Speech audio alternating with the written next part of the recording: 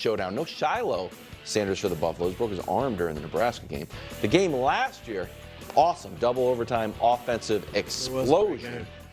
Is this a must-win game for Coach Prime and his squad? What a must-win Wednesday we have. We have must-wins all over the show. Or is this a can't lose? They're trying to twist my arm into having it be a can't lose, and this isn't. It's not a lose. To be clear, it's not a can't lose. It's a you can't lose. Right. Cannot lose. Yeah.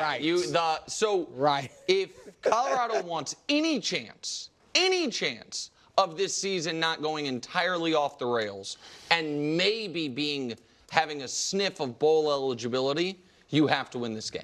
Yeah. If we show the schedule, I think they win this game, and I think they can beat Baylor. And then on the rest of the schedule, I see one more win. Home against Cincinnati. Four wins. Maybe at Texas Tech, maybe, but I don't think so. And so, and then questions are going to be asked, Greg, which is did Deion do his best here to build the best football team, or did Deion do his best here to showcase his two prized recruits, his son and Travis? And I think that's starting to be a fair question. And I also would just say, Josh hit the history books for me. We haven't had a quarterback go in the first round to never have a single winning season of college football, or at least 500, since Jay Cutler. Where, you know what I mean? Where every year of Division I college football, they were below 500. Right. Mm-hmm. So at this point, I think it could hurt. But people Shedeur. do understand how much of a disadvantage he's at. No, I agree, but that's kind of his that's Deion's job. Right, I agree. It's Deion's job is to get the players, and he was bringing Louis with him. I remember he told us there was a video and everything. Yeah. I don't think they're winning this week. Wow. Well, they barely won last year. I don't see it for the very reason that you just talked about. Because when you look at the makeup of this team, defensively, take what you want, guys. If you're an opposing offense, get what you want. So Colorado had 499 yards last year. And I think they were supposed to be better this year. So, I'm looking at this and I'm like, well, what improvements did you make defensively to where I can believe that you can hold up against a team that literally took you to overtime for you to get a win. Like, I don't see. And you talk about, I was trying. And to find wins? Yes, Nick. I think Baylor and Cincinnati are the two.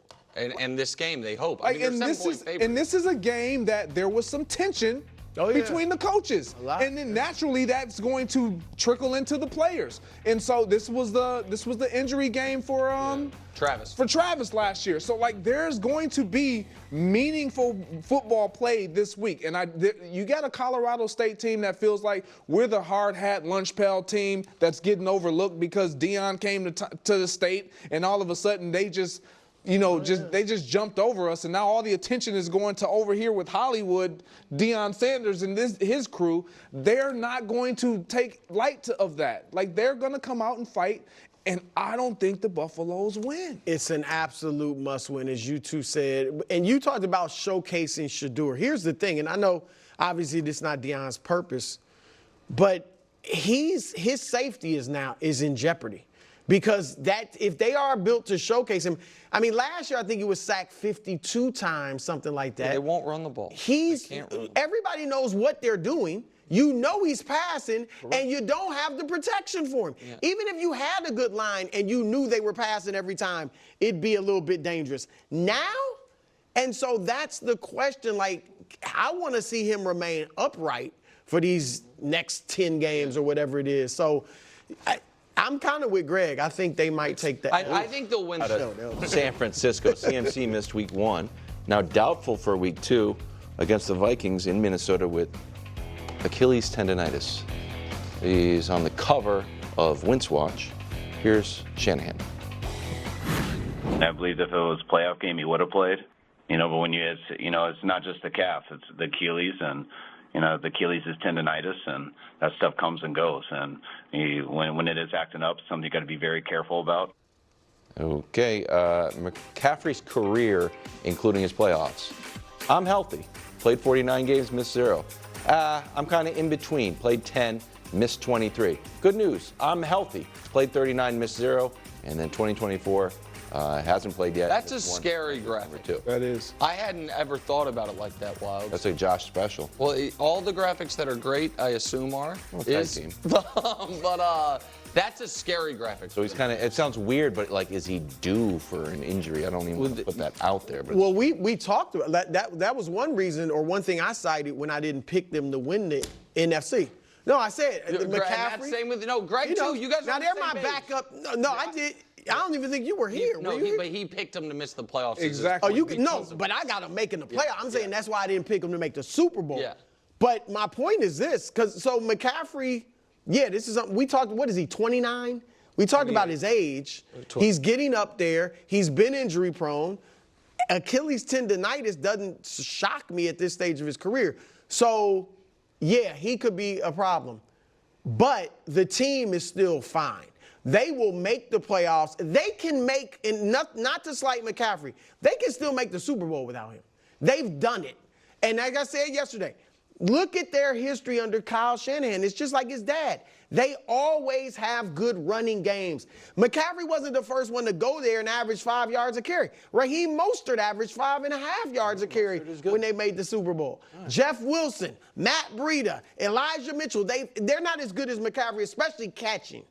But they have enough weapons, and they're going to have a good running game. We just saw Jordan Mason, what he did.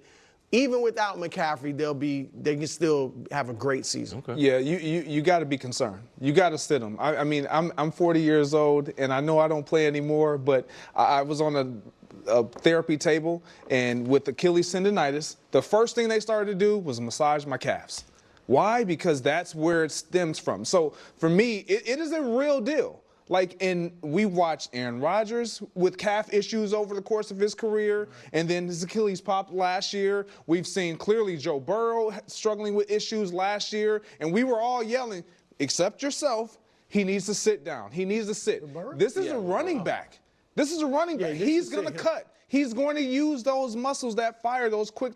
And so if you can get away with sitting him, and when you look at their schedule, I mean, the Rams, up until I think they played the Kansas City Chiefs, that's the one game that they probably will miss. The Rams are real banged up, but they're banged up as well. So, I'm a little out on the 49ers simply because not because they have the talent, but this is exactly the reason I chose them not to pick. You can't feel good about them not making the playoffs. No, but he's saying. I said injuries will be the reason why they get derailed.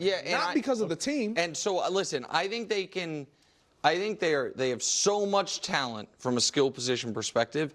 They can survive any one of those guys. Not two. Missing time, except for Trent Williams, who's not a skill position guy. But not two. That's exactly right. So I think even without McCaffrey, they have more skill position talent than probably any team in the league but Philly. You know what I mean? With Debo, Ayuk, Kittle, the best fullback in the league. But one more guy goes down. But week 1 in Kansas City, not so much, Brew. 13 attempts, 3 less than Lamar. Here's Harbaugh on what he expects from Henry. We have rushed for 185 yards overall, and a lot of that's Lamar, but that's the formula. The formula is all the guys together. It's not just the one guy. I think we didn't bring Derek in here to be, the guy that gets the ball 30 times a game. He's done that before. That's really not the plan. Okay, Brew. Greg Jennings is here. Are you good with this? Not really. I mean, look, I'm not jumping off the bandwagon. The Ravens are still going to the Super Bowl. All right? Winning the Super Bowl. And because I think the Ravens are smart enough to figure out what's best for them. And 30, of course, he just threw out 30. No, of course he's not running 30 times a game. You don't do that in the NFL anymore. Okay. But close to 20, 18 a game or something like that, that should be the formula. The formula for the Ravens should be we're working, our bell cow is Derrick Henry. We're going a lot of 12 personnel because they got 2 really good tight ends. And I think that's better for a quarterback who's not an awesome passer, is you got the 2 tight end sets. You still got talent on the outside. And Lamar is just that wild card that can spring at any time. That should be the formula. He's right. He was talking about how they're going to be versatile. 1 week it's Zay. 1 week it's Andrews. 1 week it's Lamar. You're versatile in that you do have a lot of weapons, But it, to me, is quite clear because, again, you don't have the quarterback that's going to average 275 yards a game passing. The formula should be clear, and that's what I think, what you got Derrick Henry for. Yeah, this can be problematic because you can't, I get it, you got away with it, so to speak, with having success in the running game as far as rushing is concerned. You didn't win the game. But if you're banking